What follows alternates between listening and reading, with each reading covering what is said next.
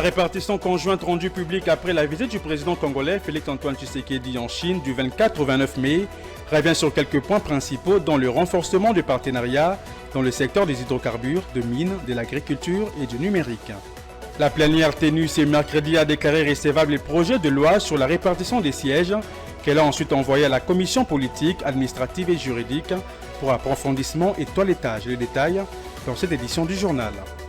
La capitale Kinshasa fait actuellement face à une nouvelle forme de fléau, plus subtil mais très dangereux. La commercialisation de médicaments contrefaits, les experts sont unanimes sur le fait que cette pratique est à la base de plusieurs décès. Élément à suivre également dans cette édition du journal.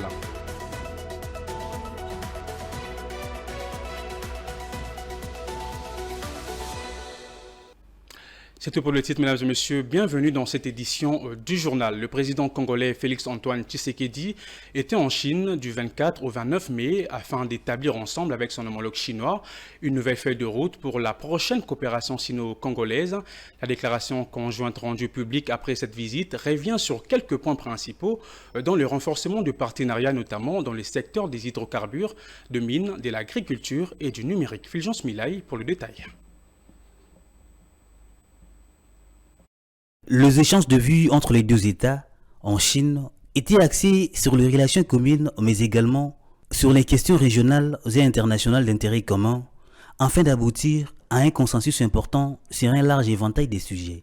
Les deux États ont relevé que depuis la normalisation des relations diplomatiques en 1972, ils ont vu leur amitié se consolider à marge des intérêts communs qui atteignent plus de 51 ans. Ces partenariats en construction et qui s'éveillent aujourd'hui stratégique entre les deux États intègre plusieurs points sur différents secteurs, comme par exemple porter les relations sino-congolaises à un niveau plus élevé et étendre la coopération à tous les domaines d'intérêt commun, notamment l'éducation, la recherche scientifique, la santé, les infrastructures, les mines, l'agriculture, le numérique, l'environnement, les développements durables, les hydrocarbures, l'énergie, la défense et la sécurité. Promouvoir, dans le cadre du partenariat stratégique conclu en commission mixte et dans le respect des règles du marché, ainsi que des clauses des contrats spécifiques signés, la coopération en matière d'investissement, procéder à l'évaluation régulière de leur coopération minière en vue de sa consolidation dans l'intérêt réciproque et de long terme des deux pays, et régler les différends survenant dans cette coopération dans la confiance mutuelle et avec pragmatisme et équité, à travers notamment des consultations amicales font partie des éléments clés de cette nouvelle coopération.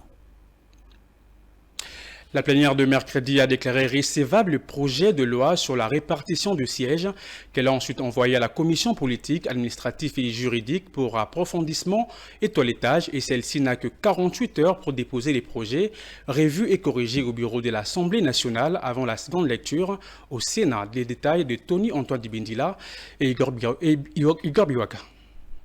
Après être longuement débattu 2 jours durant par les élus du peuple, ces projets de loi a finalement été déclaré recevable. Il a été aussitôt envoyé à la commission politique, administrative et juridique pour approfondissement et toilettage, laquelle n'a que 48 heures, soit du jeudi 1er au samedi 3 juin avant de les déposer au bureau de l'Assemblée nationale pour adoption, pour qu'ensuite le Sénat intervienne en seconde lecture. Les 74 députés ayant sollicité la prise de parole au cours de cette plénière, nombreux d'entre eux sont revenus sur la problématique de l'inadéquation entre le nombre de électeurs inscrits et le nombre de sièges attribués à chaque circonscription électorale. À ce sujet, le VPM en charge de l'intérieur, défenseur de ces projets de loi, a insisté sur le fait que chaque province revêt ses réalités et il n'est donc pas possible de comparer les réalités d'une circonscription électorale d'une province donnée à une autre. Revenant sur la question de la répartition du siège, dans les territoires frappés d'insécurité, le patron de la sécurité intérieure justifie cette répartition sur base des statistiques obtenues après le nettoyage du fichier électoral. Pour rappel, ces projets de loi visent la répartition du siège pour les élections législatives, provinciales, urbaines, municipales et locales. Pendant 3 jours, des experts juristes de la CENI et des hauts magistrats des différents cours et tribunaux de la République démocratique du Congo vont se pencher sur la gestion des contentieux électoraux et les leçons apprises. Dans un atelier d'échange, la cérémonie d'ouverture a vécu mercredi 31 mai ici à Kinshasa. Patrick Lumbala. C'est l'hôtel Béatrice de Kinshasa qui a servi de cadre à cet atelier d'échange entre la Commission électorale nationale indépendante et le Conseil supérieur de la magistrature. Les experts de la centrale électorale et les hauts magistrats liés à la gestion des contentieux électoraux. Les assises qui nous préoccupent portent sur la gestion du contentieux électoral et les leçons apprises. Vous conviendrez avec moi, mesdames et messieurs, que ce thème, tel que conçu, fait appel à la participation de plusieurs institutions et organes acteurs du processus électoral. En effet, lorsque l'on évoque des questions des leçons apprises de la gestion du contentieux électoral, cela concerne non seulement le pouvoir judiciaire dont relèvent les juridictions compétentes chargées de trancher les litiges nés à l'issue de l'organisation des élections, mais également le pouvoir législatif qui édicte le cadre légal qui organise la justice électorale, le pouvoir exécutif qui en assure l'application, ainsi que la Commission électorale nationale indépendante qui a la mission d'organiser les élections et de veiller sur la bonne tenue de celles-ci. Les contentieux électoraux, qui sont une étape indispensable du processus électoral en République démocratique du Congo, relèvent exclusivement du pouvoir judiciaire. Les contentieux électoraux de candidature et de résultats constituent une étape importante dans le processus électoral en République démocratique du Congo. De par la volonté du souverain primaire, ces contentieux relèvent de la compétence des cours et tribunaux qui appliquent et interprètent la loi électorale, œuvre des experts de la CENI après son vote par le Parlement. Cette activité a également connu la participation de la représentante de la ministre de la Justice et du directeur pays de la Fondation internationale pour les systèmes électoraux. Dans le reste de l'actualité, les travaux de construction de l'université moderne de Kolwezi, principale ville de la province du Lualaba au sud-est de la République démocratique du Congo, viennent de commencer. Pour ces projets menés par le gouvernement provincial, il est prévu l'érection des auditoires et hommes avec une bonne capacité d'accueil. Écoutez.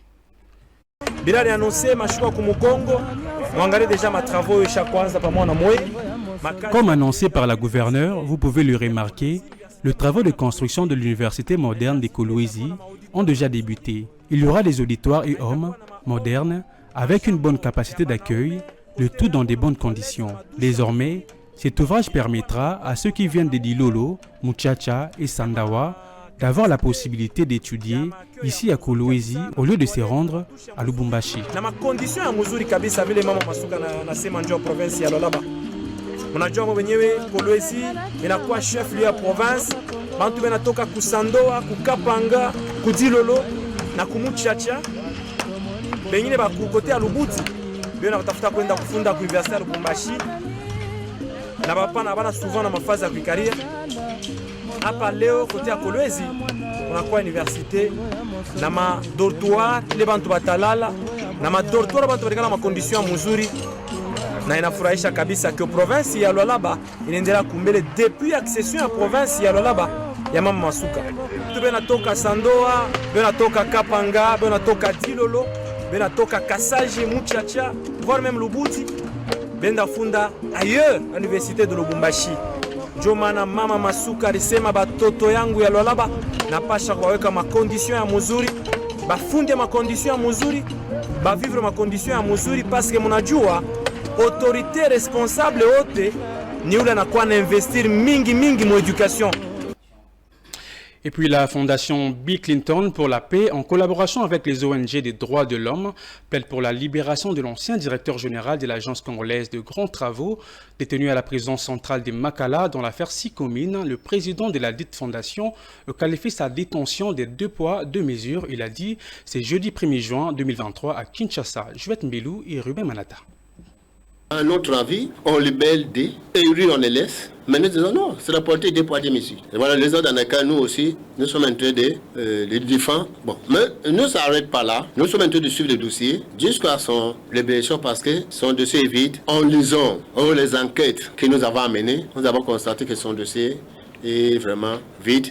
comme on a libéré les deux, lui aussi souhaite libérer parce qu'ils sont dans le même dossier. Comment dans le même dossier, on libère les autres et on éteint les autres? Je vous parle celui des prisons centrales de Makala parce que c'est dans la France, c'est la grande prison des RDC. Aujourd'hui, là, qui sont intervenus parler, le nombre est dépassé 11 600. Donc, jusqu'à la fin de 7 mois, on doit attendre 12 000 d'une prison qui est construite pour 1500 personnes. Donc la situation est grave. Il est vrai que l'État, il ne peut pas laisser les délinquants de promener, mais l'État aussi a l'obligation de respecter le droit et de protéger les délinquants. On ne peut pas arrêter des gens sans que son droit soit être respecté. D'ailleurs, lorsque vous dites article 16 et 18 de la Constitution, je parle de l'article 16, être humain est secret et l'État a l'obligation de les protéger. Et si c'est le cas, même un crooner, il doit être protégé. Parce que d'ailleurs, un crooner n'a pas d'infraction. C'est comme et même les juristes ont l'habitude de dire. Mais ce sont les infractions qui constituent,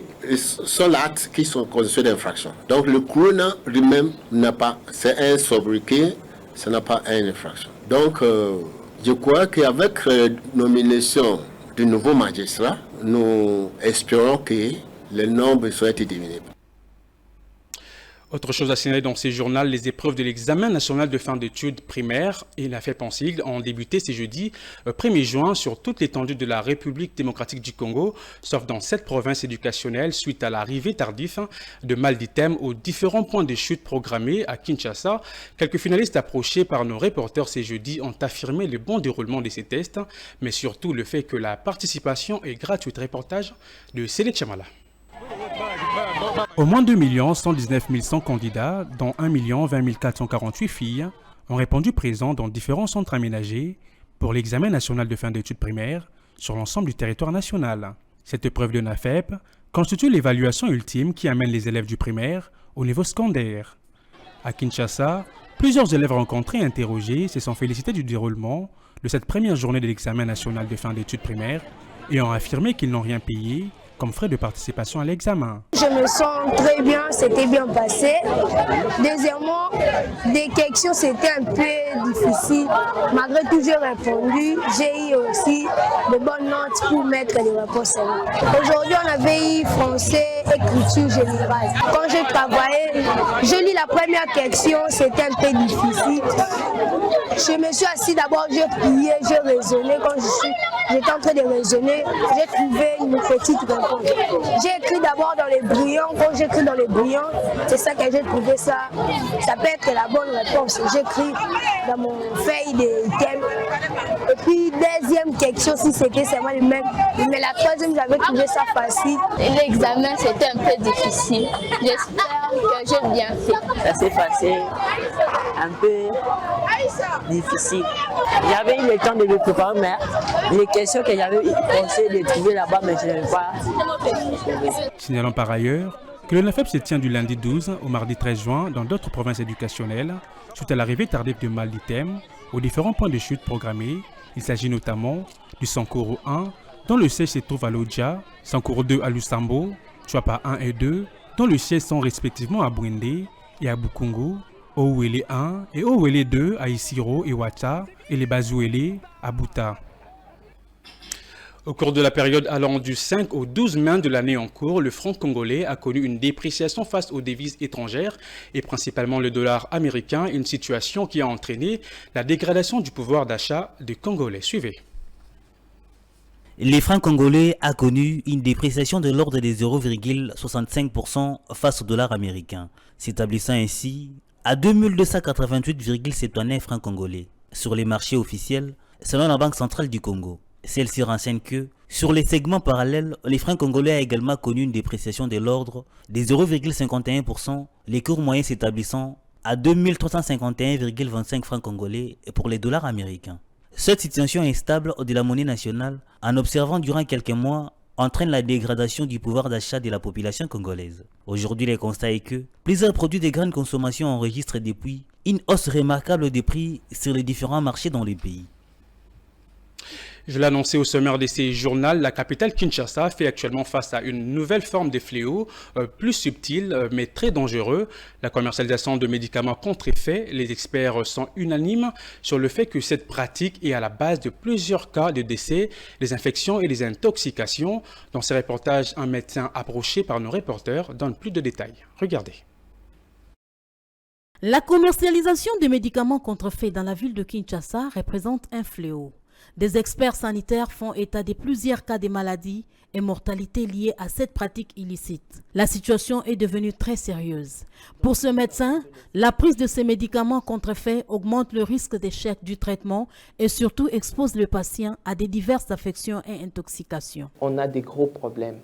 Nous vendons, si nous allons là au marché, à côté du marché derrière, nous allons voir par terre des médicaments en train d'être vendus. La contrefaçon a atteint ce pays et ça, je pense que les responsables doivent vraiment faire un effort pour nettoyer, surveiller, contrôler. Parce que ces médicaments aujourd'hui sont aussi à la base de beaucoup de complications, dont des complications rénales. On reçoit aux cliniques universitaires, nous avons une unité de dialyse pour les enfants et on reçoit des enfants qui arrivent, qui ont fait des complications parce qu'ils ont reçu des médicaments qu'il ne fallait pas. Donc ça, c'est un véritable problème. Et je pense qu'il faut vraiment que les responsables puissent s'asseoir là-dessus. On a déjà beaucoup de problèmes de santé. Il ne faut pas qu'on rajoute à cela le problème des médicaments qui n'ont pas été contrôlés. Il faut des médicaments de qualité. Nous avons l'OCC qui doit veiller à ce que chaque produit qui est accepté, qui doit entrer au niveau du pays, soit contrôlé, vérifié. Mais la contrefaçon, ça, je peux vous dire que nous voyons les conséquences à l'hôpital, donc je ne peux pas nier cela. Selon certaines études, l'écart de médicaments vendus dans le monde serait contrefait. Il est donc urgent et impérieux de renforcer les contrôles de la qualité des médicaments en circulation.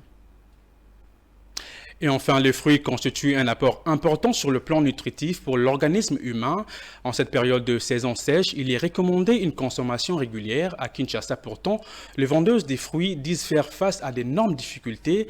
Ils les disent dans ces reportages de Betty Tonfumu, Grace Luyanga et Joe Manana. Le fruit contient de nombreuses richesses indispensables au bon fonctionnement de l'organisme. Riche en vitamines, en minéraux et antioxydants, le fruit sont des alliés précieux pour réduire le risque de cancer, d'obésité et les maladies cardiovasculaires. Ils sont également une source non négligeable de fibres de calcium et de potassium. À Kinshasa, la vente de ces fruits s'est faite dans des conditions peu hygiéniques. Cette vendeuse livre ici un secret aux autres vendeuses et parle également de l'importance de fruits dans la santé des enfants. Nous achetons nos différents produits soit au grand marché de Matadi Kibala, soit à celui des ronds-points Gaba. Par contre, les grands fournisseurs de nos divers articles demeurent la province du Congo central. Un filet d'orange se vend ici à 42 000 francs. Ajoutez à cela le 5 000 francs de surplus imposé par les vendeuses. D'autres vendeuses, par contre, reviennent sur les difficultés qu'elles rencontrent dans l'exercice de leur commerce avec un pincement au cœur.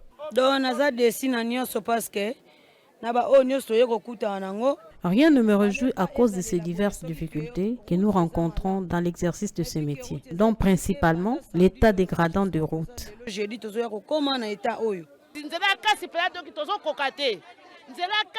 Les routes secondaires que nous empruntons ne sont pas en bon état. Cela cause des accidents. On subit ainsi plusieurs pertes.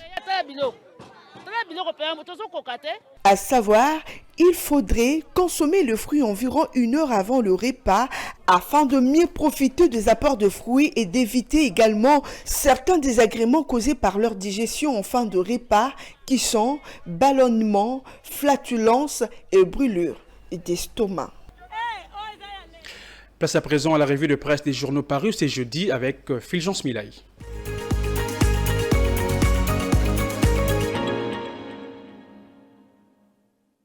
Bienvenue à tous dans cette rubrique consacrée essentiellement à la lecture de journaux paris à Kinshasa. Commençons avec les quotidiens Forum des As, qui dans sa page numéro 4 note « Climat des affaires, un plat d'urgence pour l'amélioration du secteur en RDC ».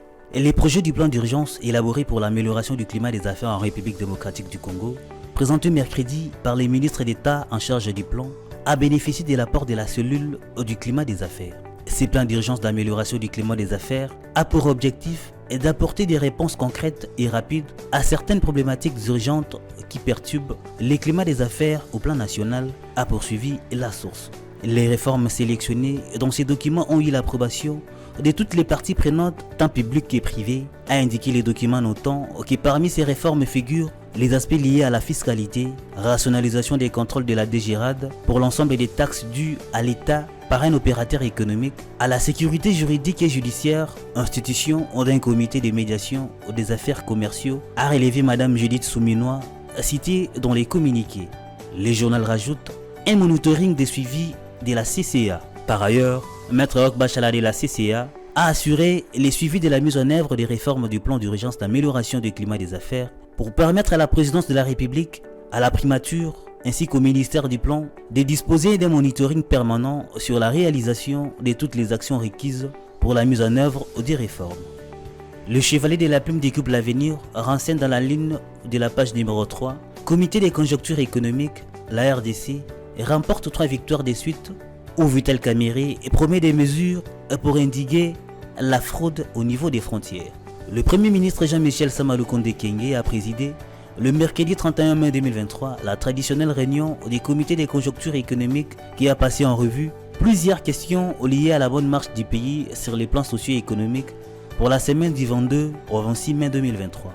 Outre les prix des biens et services sur les marchés et les taux d'échange qui sont restés plus ou moins stables ainsi que les réserves d'échange qui se sont bien maintenues, le vice-premier ministre, ministre de l'économie nationale, qui a rendu compte de cette rebiose sémione à la presse, a néanmoins fait état de la fraude constatée au niveau des frontières et des mesures idoines qui sont envisagées pour y mettre fin. Les journaux soulignent, nous pouvons dire à la population qu'en ce qui concerne la conjoncture économique, les prix sur les marchés sont plus ou moins stables, tout comme les taux d'échange. Nous remarquons aussi que les réserves d'échange sont plus ou moins maintenues de façon positive. Cependant, nous avons noté la fraude qui est organisée à tous les niveaux de nos frontières et les mesures qui seront prises quant à ces. Nous avons aussi relevé les questions relatives au climat des affaires, c'est-à-dire les tracasseries dont les banques et les opérateurs économiques sont l'objet.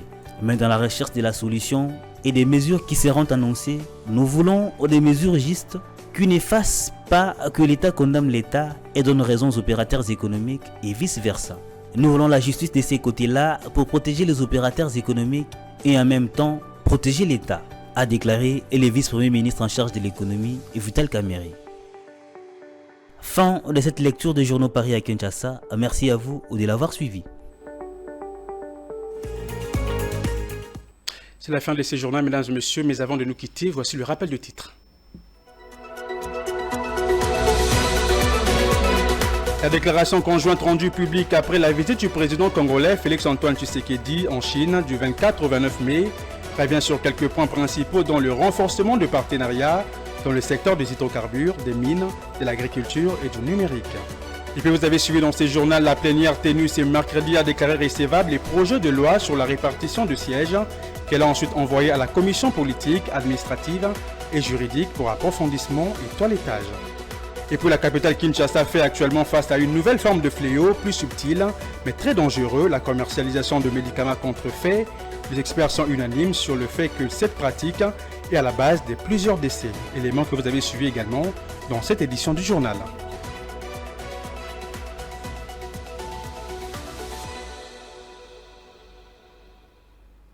C'est par ce rappel de titre que nous bouclons complètement cette édition du journal, mesdames et messieurs. Merci de l'avoir suivi. Prenez également plaisir de nous suivre sur nos plateformes YouTube, Facebook, Twitter, Instagram et TikTok. D'ici là, portez-vous bien et bonne suite des programmes sur nos antennes. Au revoir.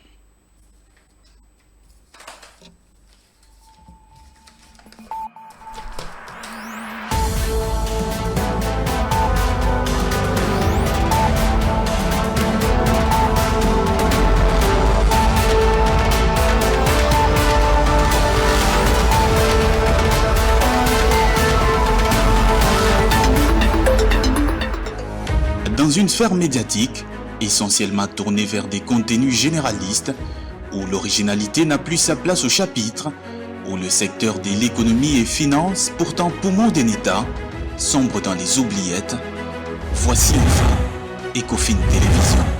Économie et finance télévision, votre chaîne thématique essentiellement économique, vous offre un contenu original. Nous traitons des questions monétaires, commerciales, énergétiques, minières, pétrolières et environnementales. Notre créneau, vous proposer des informations, des analyses, des perspectives et prévisions économiques. Ecofin Télévision vous permet également de comprendre la coopération entre les États et les institutions, sans oublier l'épineuse question de la dette. Ecofin Télévision, tout savoir sur les investissements, les échanges commerciaux, la balance commerciale et la balance des paiements, le taux d'échange, l'état des lieux de la lutte contre le détournement des finances publiques, la coopération bilatérale ou multilatérale. Ecofin Télévision vous explique comment l'économie nationale est directement liée à l'économie mondiale. Notre particularité fait notre originalité. C'est pourquoi nous disons Ecofin Télévision, mieux que savoir sur l'économie et finances, comprendre.